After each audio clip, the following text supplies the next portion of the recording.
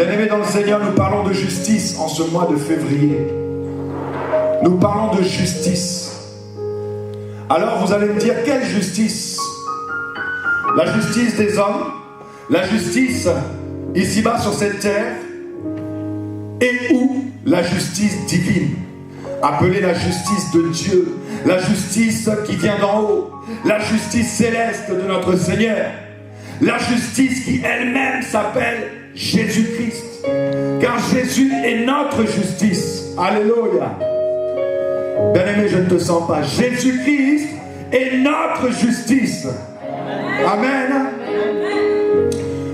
Bien-aimé dans le Seigneur, nous voyons que la justice, nous la voyons sous plusieurs angles. La justice, nous la voyons comme une sanction. Alléluia. Mais nous la voyons également comme une libération, comme une justification, comme un acquittement. Alléluia. La justice de Dieu, justement, nous allons l'aborder ce matin.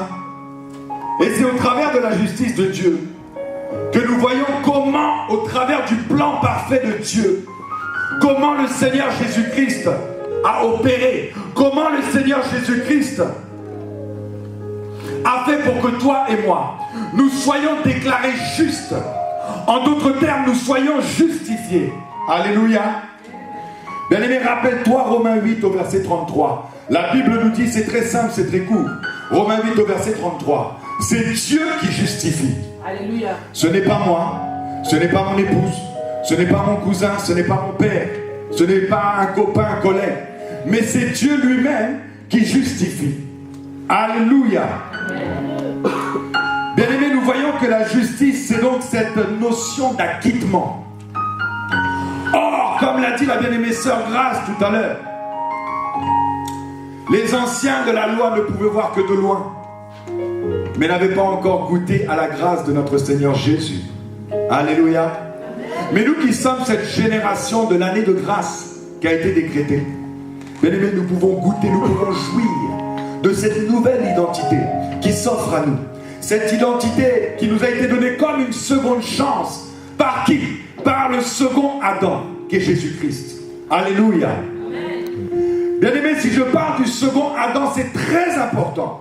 S'il y a second, il y a premier. S'il y a second Adam, il y a premier Adam. Le premier Adam, lui vraiment, on pourrait crier à l'injustice. Justement, en parlant de justice. Alléluia.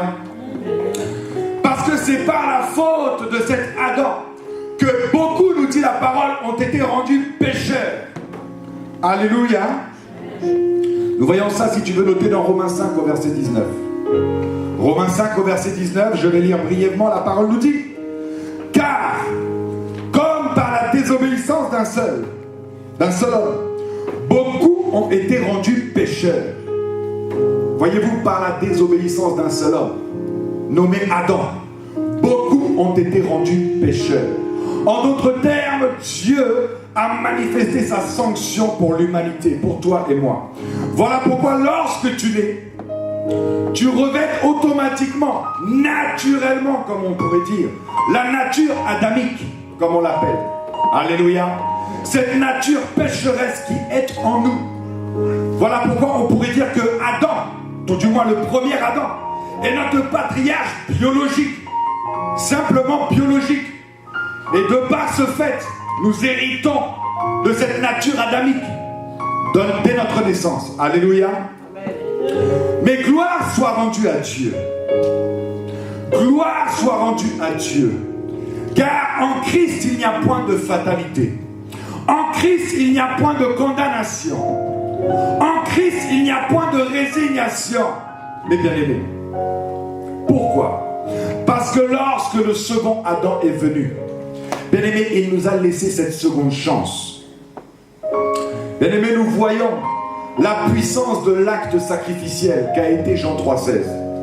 Jean 3,16 nous dit, vous connaissez tous, car Dieu a tant aimé le monde.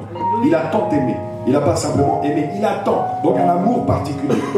Car Dieu a tant aimé le monde qu'il a donné, dans d'autres versions, qu'il a sacrifié son Fils unique, Jésus-Christ, afin que quiconque croit en lui ne périsse point, mais ait la vie éternelle. Bien-aimé, il nous a donné. Jésus est notre cadeau. C'est un cadeau gratuit. Alléluia. Bien-aimé, cette transition entre la loi et la grâce a été primordiale pour toi et moi. Souvent nous entendons, Jésus est mort à la croix, ressuscité au 3e jour. Mais on a tendance à oublier qu'est-ce qui s'est passé entre la mort et le 3e jour où le Seigneur Jésus-Christ a été ressuscité. Il y a eu quoi? Il y a eu l'ensevelissement, n'est-ce pas?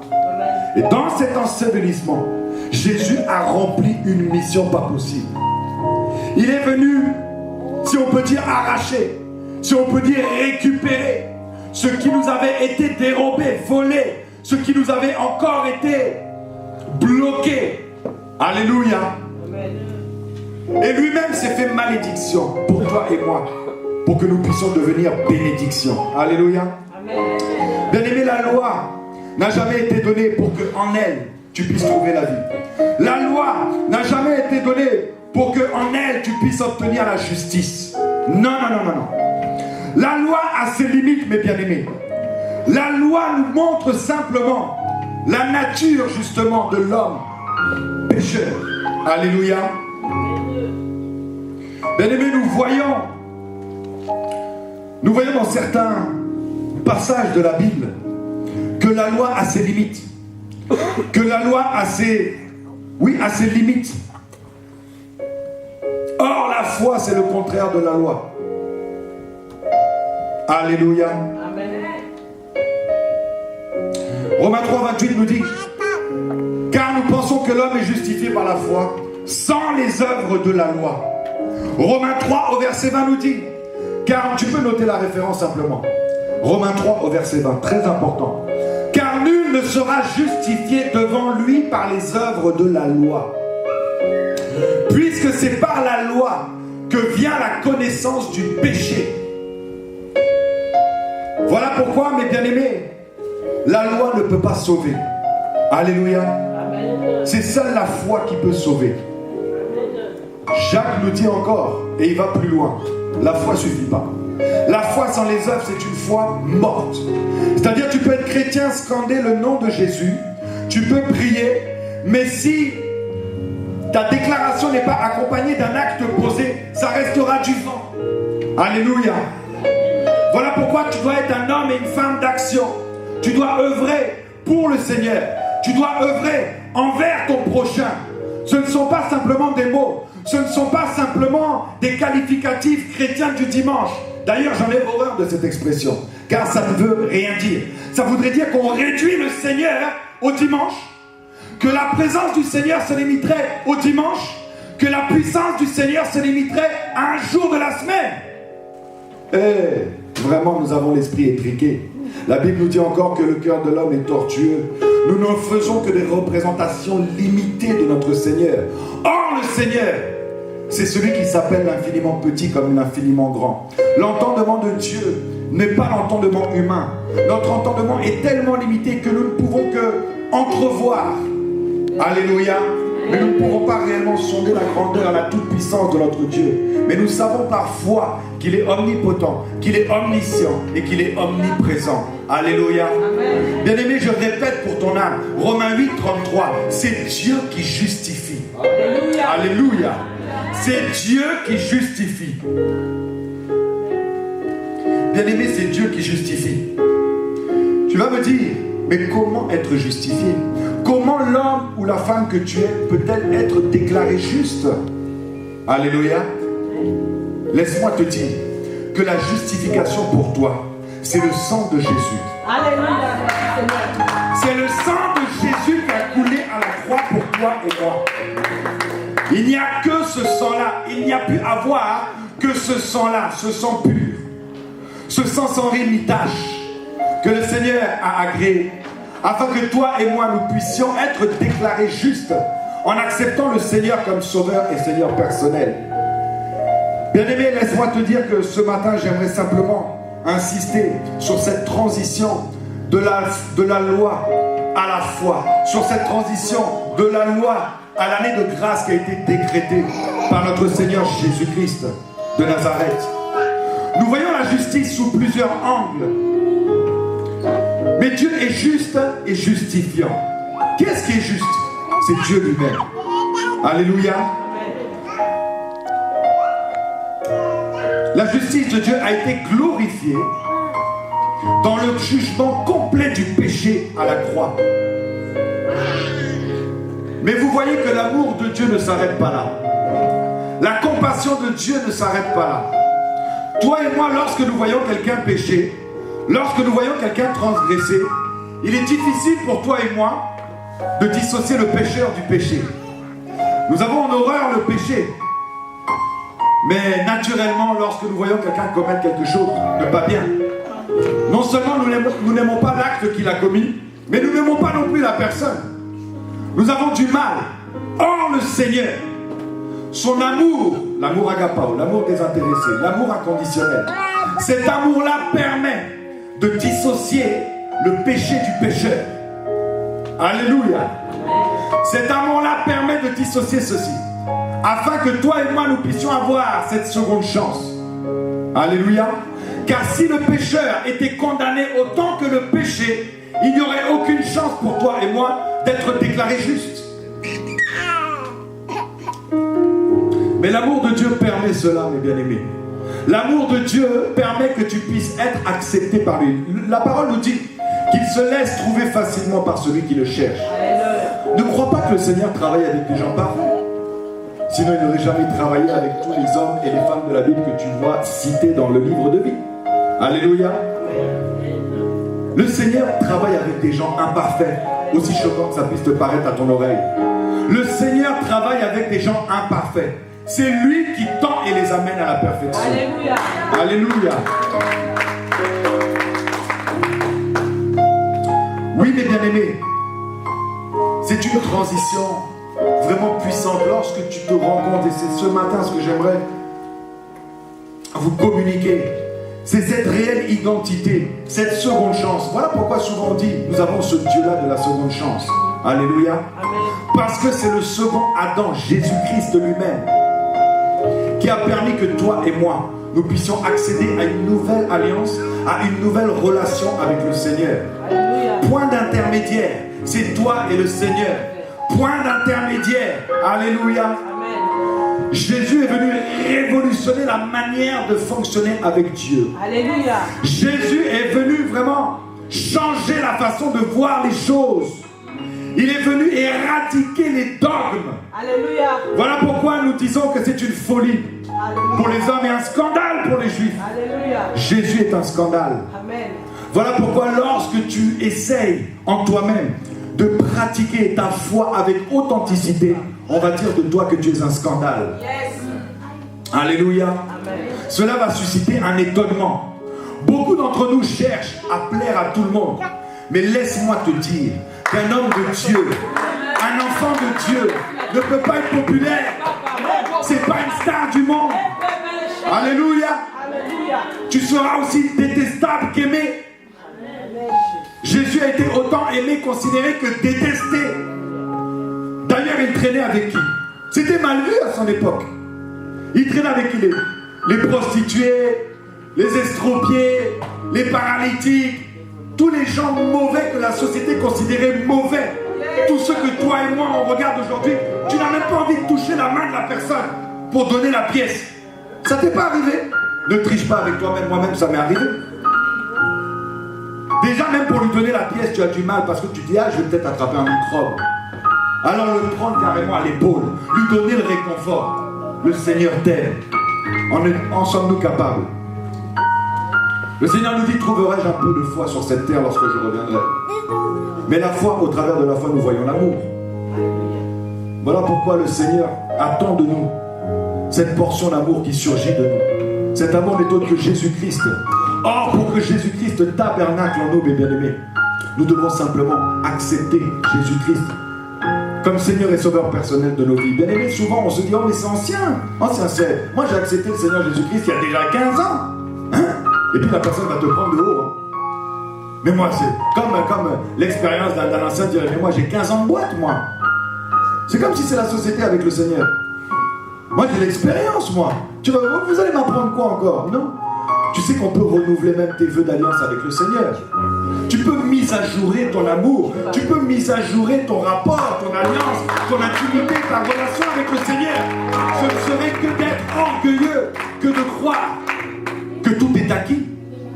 Non, rien n'est acquis, mes bien-aimés. Nous sommes dépendants totalement de Dieu. Alléluia. Bien-aimés, cet acte sacrificiel à la croix est plus que vital et primordial pour nous. Je crois que le micro n'a plus beaucoup de batterie. Cet acte sacrificiel à la croix, alléluia, est primordial pour nous et vital. J'aimerais que tu saisisses l'importance de ce que le Seigneur a fait pour toi et moi à la croix. Pourquoi nous, chrétiens évangéliques, nous portons plus attention à la mort de Jésus qu'à sa naissance? Nos bien-aimés frères catholiques, nous les aimons. Mais souvent, quand je partage avec eux, il y a des différences d'appréciation, des différences de pensée là-dessus.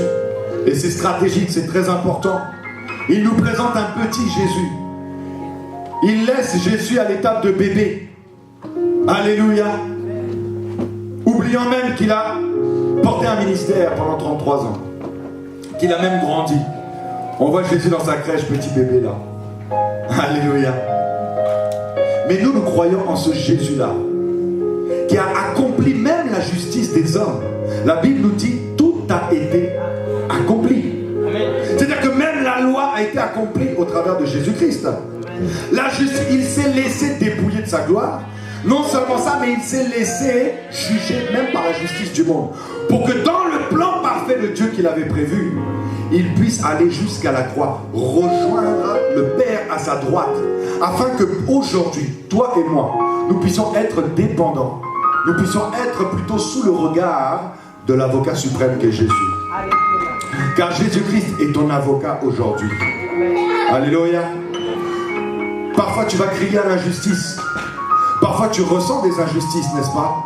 Des injustices professionnelles, des injustices même spirituelles, des injustices financières, des injustices relationnelles, des injustices, je ne sais quel ordre d'injustice, mais nous crions souvent à l'injustice et nous les ressentons au plus profond de nous, dans nos parcours respectifs. Alléluia. Amen. Mais j'aimerais te dire, accroche-toi à cette justice qu'est le Seigneur, car la justice n'est autre que Christ lui-même. Amen. Alléluia.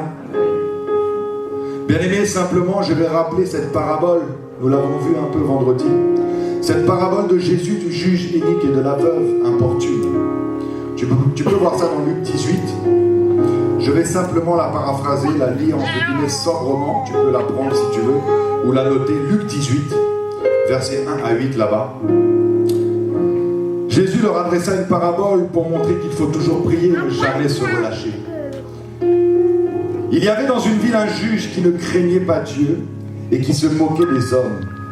Bien-aimé, là, ici, ce verset nous montre déjà l'incrédulité de ce juge, car il ne craignait aucunement Dieu. Il se moquait même des gens qu'il jugeait.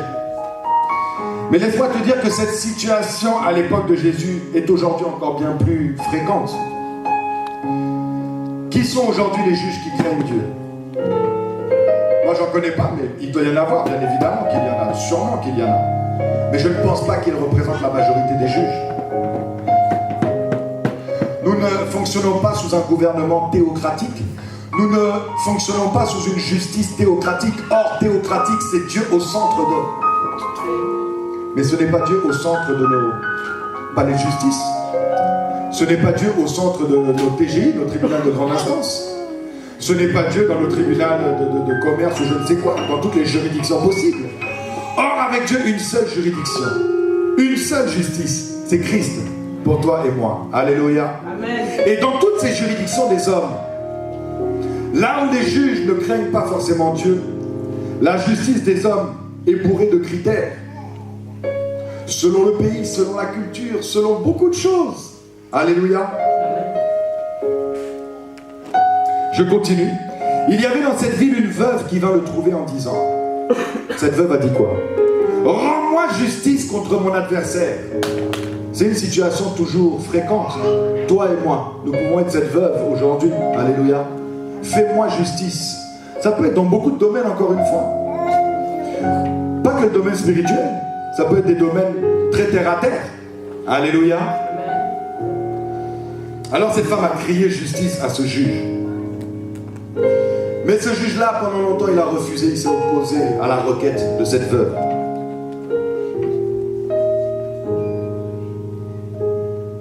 Puis il se dit, la parole nous dit, j'ai beau ne pas craindre Dieu. Ça c'est le juge. J'ai beau ne pas craindre Dieu et me moquer des hommes. Néanmoins, comme cette veuve m'importune, je vais lui faire justice pour qu'elle ne vienne pas sans cesse me casser les pieds vulgairement. Il en avait marre, ce juge-là. Alléluia. Amen. Bien-aimé, laisse-moi te dire qu'à force de réclamer justice, on finit par obtenir satisfaction. Bien-aimé, laisse-moi te dire que tu es chrétien et chrétienne. Donc tu as cette nature de persévérance. Tu as cette nature d'insister. Alléluia. Tu ne peux pas abandonner au premier obstacle. Tu ne peux pas abandonner à la première étape. Car tu as foi que tu as cette justice en toi qui est la justice de Dieu. Or, la justice de Dieu est au-dessus de toute forme de juridiction. La justice de Dieu est au-dessus de la justice des hommes. Voilà pourquoi, mes bien-aimés, même un juge le plus incrédule possible, Jésus peut faire plier ce juge pour toi. Alléluia. Encore faut-il revêtir le manteau de la foi. La Bible nous parle dans les différentes armes spirituelles que la foi est un bouclier et que la justice est une cuirasse. Alléluia. Donc nous avons une armure. Ça c'est Éphésiens. Nous avons une armure. Comme bouclier, c'est la foi. Et la cuirasse, c'est la justice. Pourquoi la cuirasse? Parce qu'il y a des flèches enflammées qui arrivent vers toi. Ces flèches-là, c'est les injustices que tu vas connaître durant ton parcours. Voilà pourquoi si tu n'as pas cette cuirasse, bien aimé, ces flèches vont t'atteindre. Ces flèches d'injustice vont t'atteindre, vont te piquer, vont te transpercer. Et ça va être dur pour toi maintenant. Alléluia. Le Seigneur, je continue pour finir cette parabole. Le Seigneur dit, écoutez ce qu'a dit ce juge inique. Et Dieu ne fera-t-il pas justice? Je vous l'ai dit, il leur fera prompte justice. La Bible nous parle de la justice avec un grand J. Alléluia. C'est comme l'esprit. Dans la Bible, vous avez l'esprit avec un petit E. C'est nous. Et il y a l'esprit avec un E majuscule. C'est l'esprit de Dieu. C'est le Saint-Esprit. Alléluia. Ici, on nous parle de la justice avec un grand J. Donc, la justice de Dieu. Je vous le dis, il leur fera prompte justice. Mais le Fils de l'homme, quand il viendra, trouvera-t-il la foi sur terre? Alléluia. Bien-aimé, celui qui garde cette persévérance, cette confiance. Pourquoi? Parce que la foi en latin, c'est fides. Donc on peut voir la foi sous plusieurs angles. Mais en latin, fides, ça veut dire confiance. Alléluia. Amen. Donc la foi, c'est avoir confiance en quelqu'un. En l'occurrence pour nous, Jésus-Christ notre Seigneur. Alléluia.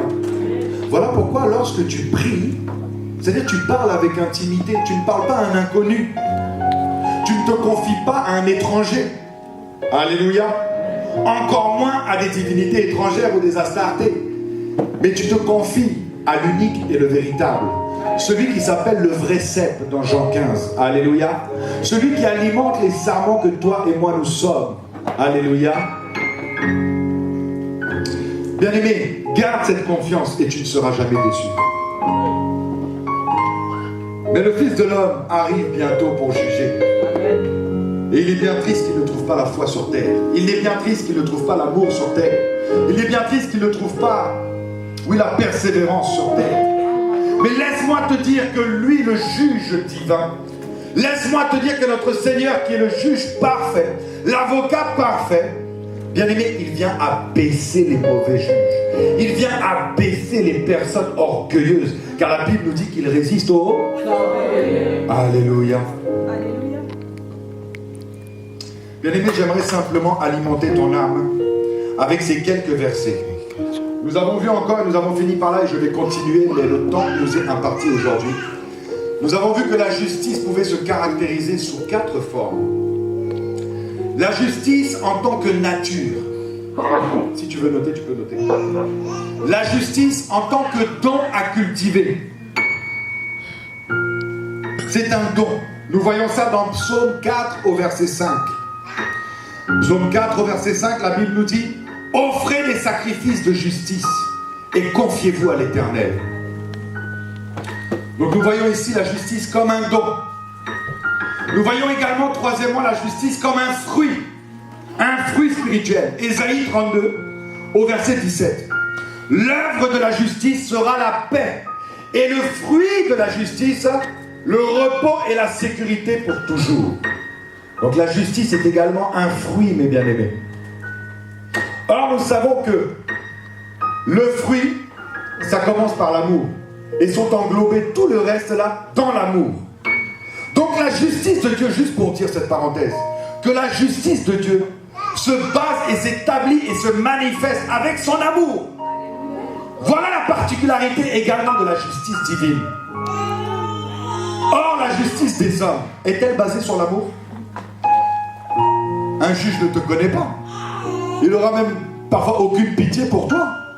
Alléluia. Pourquoi nous voyons des bavures judiciaires, des bavures où il y a des personnes qui malheureusement vivent l'injustice jusqu'à leur mort, des gens qui peuvent passer sur le couloir de la mort, alors que c'était même pas eux à la base du crime ou de je ne sais quelle histoire, criant leur injustice, criant leur innocence. Mais l'homme parfois ferme l'oreille. Et tu vas faire comme ça 30 ans dans le couloir de la mort. L'oreille du juge sera fermée. Tu vas insister comme la veuve. Mais il y en a, ils ont insisté 10 ans, 20 ans, 30 ans. Alléluia. Donc nous voyons la justice en tant que nature.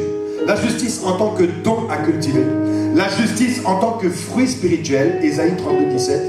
Et la justice en tant que arme, en tant que armure. Parce que nous avons vu que la justice, c'est la cuirasse de la justice. Alléluia. Amen. Nous voyons ça dans Éphésiens 6, je vais lire pour vous. Revêtez-vous de toutes les armes de Dieu. Dieu a des armes, mes bien-aimés. Les armes de l'esprit, bien entendu. Ce n'est pas le pistolet qu'on voit. Mais bien-aimés, la foi est un bazooka spirituel. Alléluia. Alléluia. Amen. Revêtez-vous de toutes les armes de Dieu afin de pouvoir tenir